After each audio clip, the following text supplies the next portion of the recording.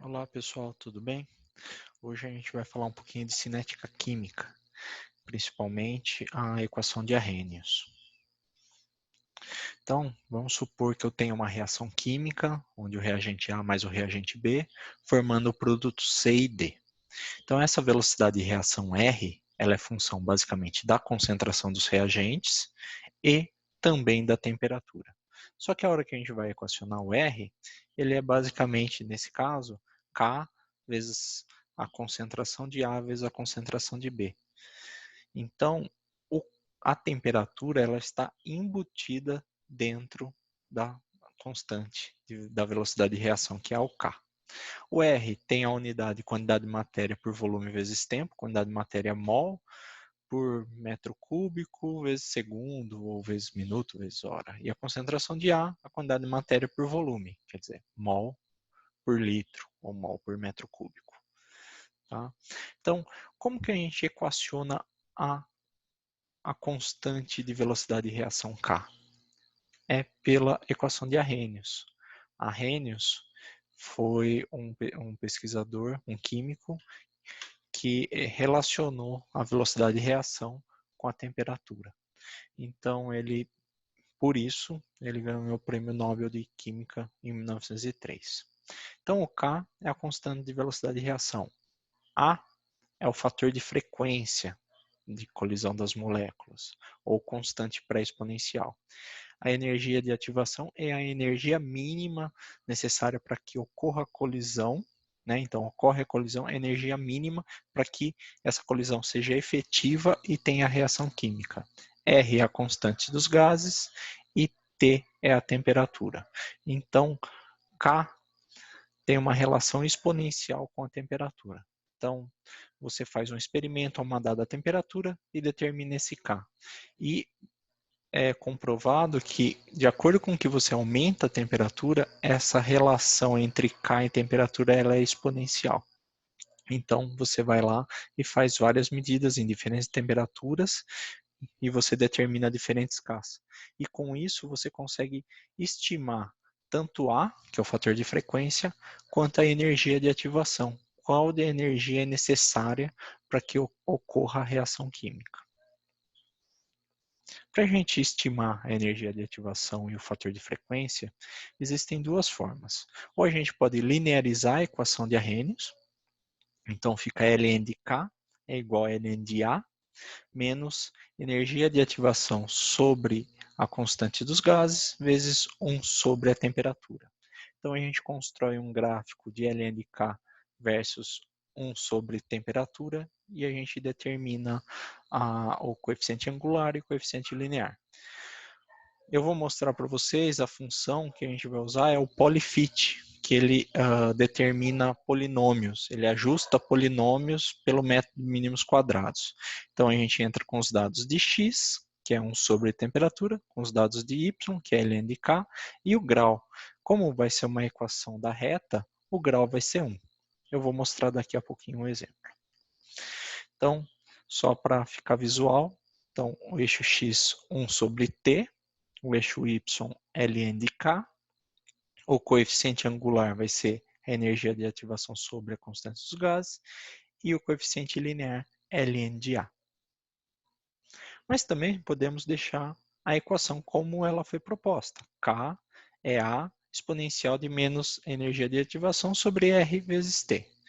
Para isso, a gente vai usar outra função para ajustar dessa forma sem ser a linearização. Vai ser a curve fit, que é da biblioteca SciPy. Então, ele usa métodos mínimos quadrados não linear, onde você entra com uma função, os valores de x e os valores de y, e ele ajusta tanto A quanto a energia de ativação. Então, ele usa o método de Levenberg-Marquardt. Então, vamos lá no Jupyter Notebook. Então, eu vou fazer os dois exemplos, tanto com ajuste linear, quanto com ajuste, o curve fit, que é o ajuste exponencial. Então, primeiro que a gente vai fazer é importar as bibliotecas do Python. Então, nós vamos utilizar o NumPy, o Pandas para ler o arquivo e a Matplotlib para construir o gráfico. A primeira coisa que a gente vai fazer é ler os dados. Então, tal arquivo em CSV. Então, eu peguei esses dados aqui, coloquei no Excel, né, uma dada temperatura, um valor de K, e coloquei no Excel. Se fosse mais dados, fica bem mais fácil do que digitar aqui no Jupyter. Então, ele vai ler o arquivo CSV, que é dados de um livro que eu peguei, arrhenius.csv.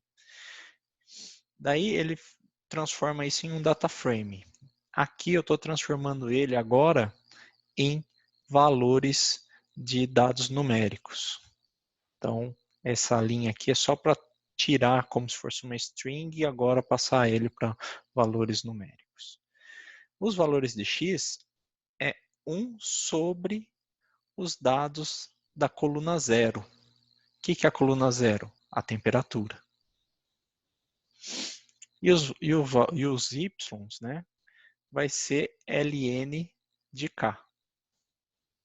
Então, é a coluna 1. Aplico o polyfit, onde entra com os valores de x, os valores de y, o grau, que é uma equação da reta, então é grau 1. E aqui o linear P, ele vai armazenar os valores de A e energia de ativação sobre R. Então, o linear P na posição 0, que é o coeficiente angular, vezes R, vai ser a energia de ativação. E a exponencial de o linear P na posição 1, que é o coeficiente linear, é o A. Então, eu já consigo saber os valores de A e de energia de ativação. Aqui é as linhas de código para construir o gráfico, onde eu vou colocar tanto os pontos experimentais, quanto o modelado ajustado pela equação da reta, os títulos, o tamanho da figura e o título aqui. Aqui é título de eixo e o título total e para mostrar. Essas duas, aqui é para mostrar a legenda e aqui é para mostrar o gráfico. Coeficiente de determinação, eu estimo aqui o R².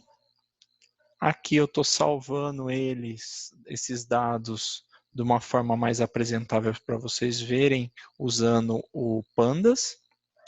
E aqui o resultado final, que é o print da energia de ativação do A e do R².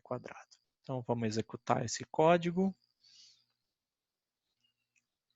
Então aqui está o gráfico, log de K por 1 sobre a temperatura, o ajuste ficou perfeito, a legenda está aqui. Então, para uma dada temperatura, aqui é o estimado pelo modelo e aqui é os dados experimentais. Então, o ajuste ficou muito próximo. A energia de ativação é 81.600 joules por mol e o fator de frequência é 2,4 vezes 10 a 11ª litro por mol vezes segundo. Então, o coeficiente de determinação, o R², ficou 1, porque ajustou perfeitamente o modelo com os dados experimentais. O exponencial, a gente só vai mudar a forma de ajustar. Então, a gente importa o NumPy, daí a gente importa o CurveFit, o Pandas e o Matplotlib. Lê o arquivo em CSV, transforma o dataframe em números, a coluna 0 é a temperatura, a coluna 1 é o K. Não tem que fazer nenhuma transformação, não tem que inverter 1 sobre T, não tem que fazer ln de K. Defino uma função, que eu vou chamar de arrhenius, AR, que depende da temperatura, do valor de A e do valor da energia de ativação, onde R é 8,314. Então, o A exponencial de menos E sobre RT. Isso daqui é a função de Arrhenius. Então, eu utilizo a função CurveFit, onde eu entro com a minha função, os valores de x e os valores de y, onde P1 e P2 vai ser A e energia de ativação. Aqui está a mesma forma para construção do gráfico. O R² de uma forma mais simplificada do que eu fiz no exemplo do linear. aqui para apresentar os resultados para vocês e também para apresentar os resultados. Então, a diferença tem a função Arrhenius e tem o curve fit. Vou executar esse código. Então, agora eu tenho a velocidade de reação, a constante de velocidade de reação pela temperatura. Então, é um ajuste não linear. Então, o modelo tem essas velocidades e os experimentais têm essa velocidade. Pode ver que também o ajuste ficou perfeito. Como utilizou os mesmos valores, para obter a mesma energia de ativação e o mesmo fator de frequência. Então, 81.600 joules por mol e o fator de frequência 2,4 vezes 10 elevado à 11ª litros por mol vezes segundo. E o coeficiente de determinação é 1. Então, funciona muito bem esse ajuste. Então, só para continuar falando um pouquinho, então eu fiz algumas simulações. Essas simulações de concentração de A, B, C e D, eu vou mostrar um próximo vídeo aula. Então, eu peguei o exemplo a 297 Kelvin, com um K de 0,001 litro por mol vezes segundo, onde a energia de ativação é 86,6 kJ por mol. Então, a concentração inicial de A é 7 mol por litro, a de B 6 mols por litro, a de C 1 mol por litro e a de D não tinha D inicialmente no tempo zero. Então, eu faço a integração numérica e obtenho essas concentrações.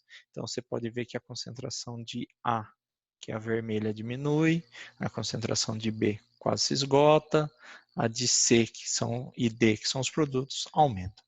Então, se eu mudar um pouco a temperatura, percebam, vou e volto aqui, aumentei a temperatura, a velocidade de reação aumenta. Então, consome mais rapidamente A e forma mais rapidamente C e D. Então, eu fiz isso para várias temperaturas, agora eu estou construindo só o gráfico da concentração de A. Então, para cada temperatura, então a preta é 280 Kelvin, aumento 5 graus, cai bem mais rápido a concentração de A, 289 Kelvin, daí quando passo para 297 Kelvin, a concentração de A cai bem mais bruscamente, 306 e 312 Kelvin. Então, percebam que, dependendo da temperatura, a velocidade de reação aumenta muito rapidamente e o consumo de A cai drasticamente. Mas eu não quero só aumentar a temperatura. O que eu posso fazer também para aumentar minha velocidade de reação? Eu posso diminuir minha energia de ativação. Se eu diminuir a energia de ativação, colocando, por exemplo, um catalisador, que vai facilitar o choque entre a molécula A com a molécula B, eu posso facilitar essa reação. Então, eu também fiz algumas simulações diminuindo a energia de ativação. Então, a primeira simulação é a linha preta, que é com a energia de ativação de 81.000, que a gente encontrou na simulação inicial. Então, eu não vou mudar a temperatura agora. Aqui é tudo 297 Kelvin. Então, mas agora eu tenho um catalisador para auxiliar e diminuir minha energia de ativação.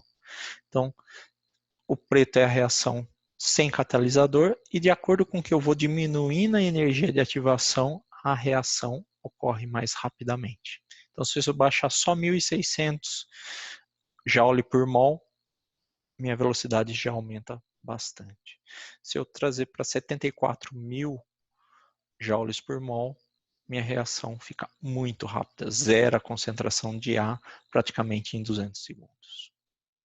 Tá? Então, o material da aula de hoje, tanto os códigos quanto esse PowerPoint, eu vou deixar lá no GitHub. Então, é github.com/marcelserri/arrhenius model. Bem, é só isso hoje. Até a próxima. Valeu, pessoal.